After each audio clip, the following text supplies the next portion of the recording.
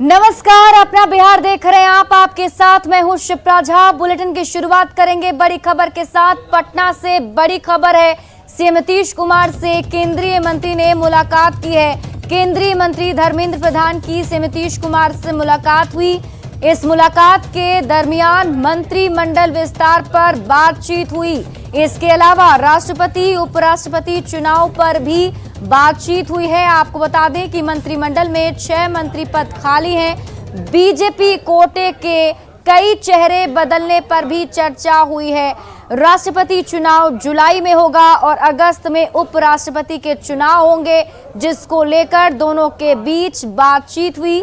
आपको बता दें कि कल सीएम नीतीश कुमार से अचानक मिलने के लिए केंद्रीय मंत्री धर्मेंद्र प्रधान पहुंचे थे। दोनों के बीच में जो मुलाकात हुई उस पर अब सबकी नजरें, क्योंकि इस मुलाकात के दौरान दोनों के बीच में कई सारे मुद्दों पर बातचीत हुई है, जिसमें मंत्रिमंडल विस्तार और राष्ट्रपति और उपराष्ट्रपति चुनाव को लेकर के चर्चा की गई है। आपको बता दें कि बिहार में अभी 6 मंत्री पद खाली हैं, जिसको भरा जाएगा। इसके अलावा जो बीजेपी कोटे के मंत्री हैं उसमें फेर बदल के कयास भी लगाए जा रहे हैं। फेर बदल हो सकती है, इसको लेकर के भी दोनों के बीच में बातचीत हुई। और इस मुलाकात के बाद आज ही केंद्रीय मंत्री धर्मेंद्र प्रधान वापस दिल्ली के लिए रवाना भी हो गए। तो आप इस मुलाकात को इस तरीके से समझें कि अचानक से केंद्रीय मंत्री धर्मेंद्र प्रधान जो हैं पटना आते हैं, सीएम नीतीश कुमार से मुलाकात करते हैं। किसी भी नेता को इसके बारे में कोई जानकारी भी नहीं होती है और मुलाकात करने के बाद फिर सीधे वो दिल्ली के लिए वापस रवाना हो जाते हैं। आज सुबह ही वो दिल्ली के लिए निकल गए। जो तस्वीरें हम आपको दिखा रहे हैं, देखिए पटना एयरपोर्ट की तस्वीर। न्यूज़ 18 ने वहां पर भी उनसे बातचीत करने की कोशिश की, जानने की कोशिश की कि मुलाकात के दरमियान क्या कुछ हुआ। हालांकि उन्होंने कुछ भी नहीं बोला और लेकिन कयास जरूर लगाए जा रहे हैं कि दोनों के बीच जो मुलाकात हुई उस दरमियान बातचीत में मंत्रिमंडल विस्तार को लेकर बातचीत हुई है, क्योंकि बिहार में अभी 6 मंत्री पद जो हैं वो खाली हैं और उसे भरा जाना है। और हमारे साथ पटना के ब्यूरो चीफ दिवाकर तिवारी जुड़े हुए हैं लाइव, सीधे उनका रुख कर लेते हैं। दिवाकर जी, अचानक से धर्मेंद्र प्रधान का पटना आना, नीतीश कुमार से मुलाकात करना, जिसकी जानकारी शायद किसी भी अन्य नेताओं को नहीं थी, तो इस मुलाकात के क्या संकेत हैं? क्या माना जाए आने वाले दिनों में क्या बड़ा घटनाक्रम एनडीए में हो सकता है?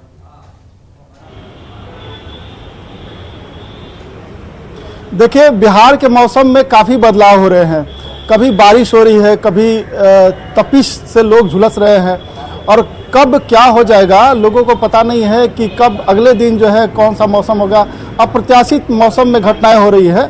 तो बिहार की सियासत में भी कई ऐसे संकेत मिल रहे हैं जिससे ये समझ में आ रहा है कि सियासी समीकरणों में बदलाव हो सकता है, या सियासी जो समीकरण है उसमें कुछ न कुछ जो है हो रहा है। सियासी खिचड़ी पक रही है।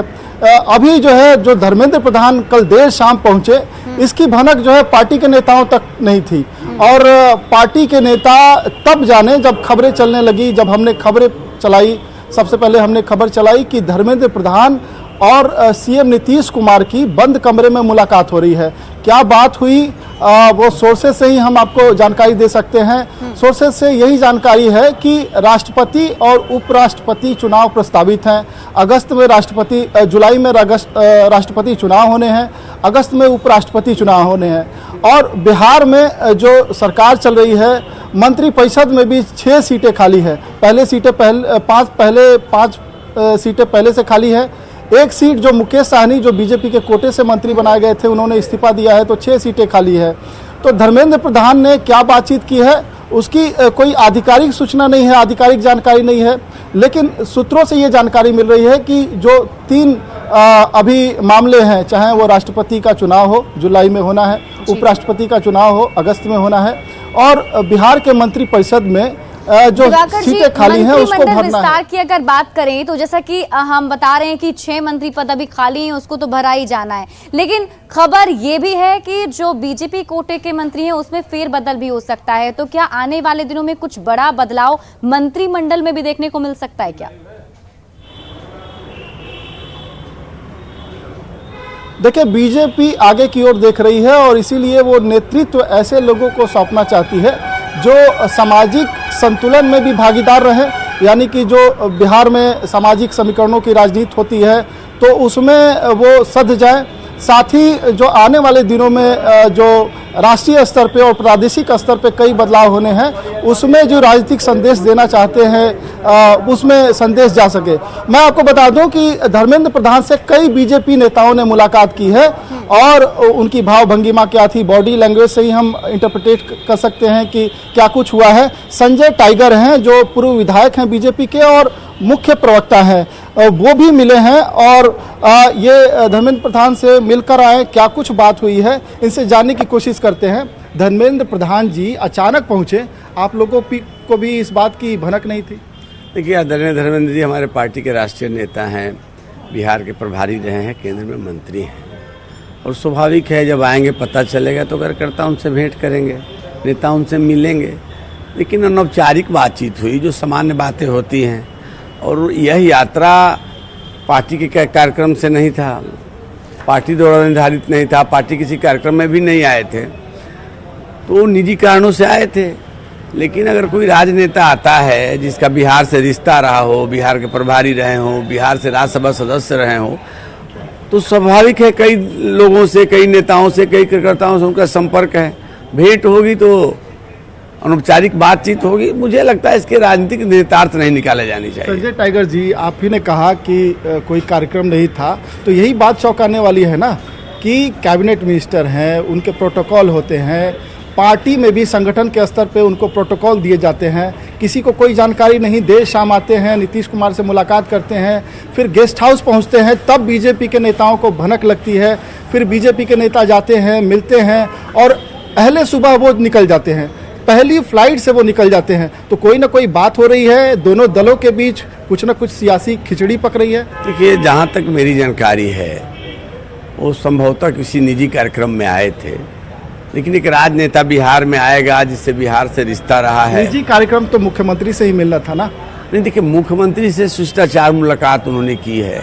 अब स्वाभाविक है दो राजनेता मिलेंगे तो कुछ चर्चा होगी, लेकिन जिस तरह के कयास लगाए जा रहे हैं, राजनीतिक नेतार्थ लगाए जा रहे हैं, मुझे लगता है कि वो अटकलबाजी है। कयास तो लगेंगे, अनियमित कोई बात होती है ना तो कयास लगते हैं। रेगुलर रूटीन में कुछ हो रहा हो, और बीजेपी की तो आदत है पहले से कैलेंडर तय होते हैं कि पार्टी में क्या क्या कार्यक्रम होंगे, नेताओं के मुलाकात की सूचना दी जाती है।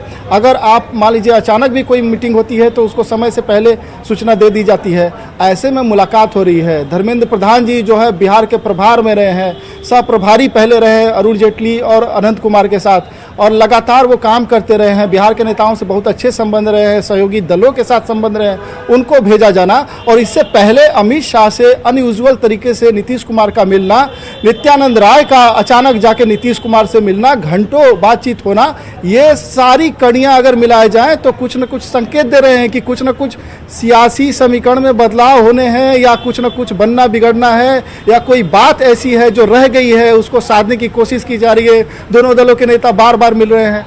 देखिए, पार्टी का कोई पूर्व नियोजित कार्यक्रम रहता है तो सबको पता भी होता है, आप लोगों को भी बताया जाता है, लेकिन कोई व्यक्तिगत कारणों से आता है तो जानकारी मिलती है तो कोई मिलने चला जाता है।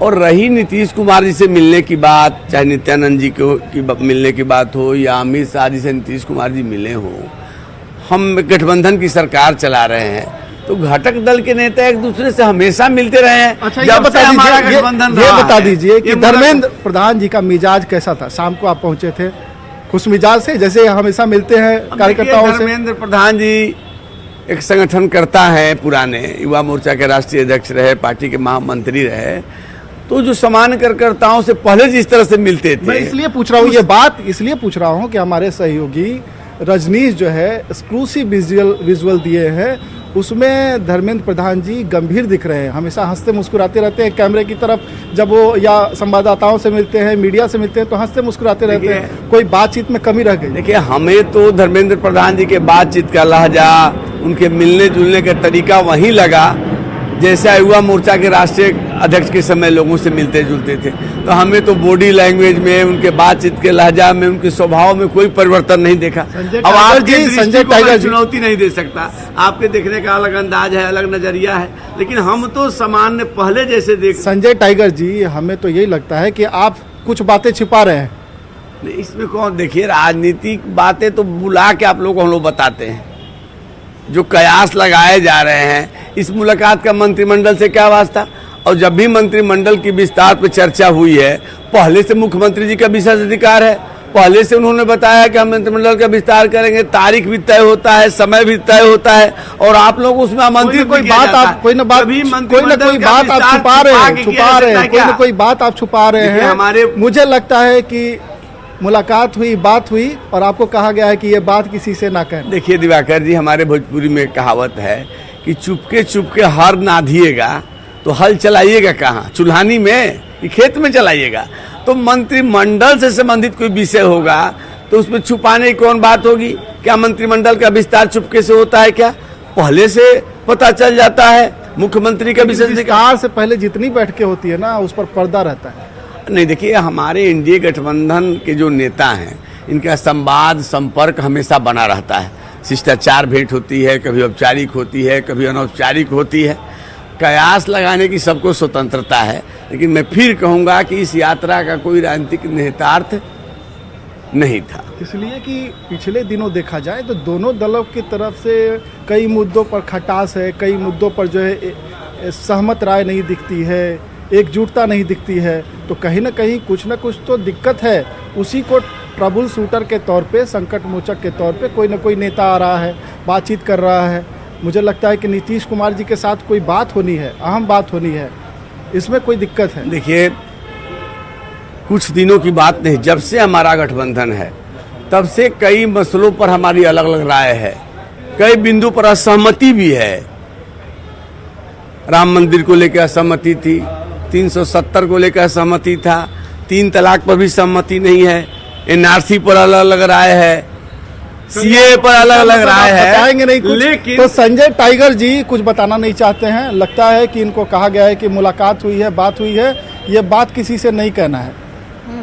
नहीं, बिल्कुल, भले संजय टाइगर जी कुछ ना बोलें इस पूरे मामले पर दिवाकर जी, लेकिन बात तो ये है ही, क्योंकि जब दो राजनेता मिलते हैं तो सियासी बातचीत जरूर होती है। उम्मीद है कि शायद आने वाले दिनों में इसका भी खुलासा हो जाए और इसी पर्दा हट जाए। बहुत बहुत शुक्रिया हमारे साथ जुड़ने के लिए और जानकारी साझा करने के लिए।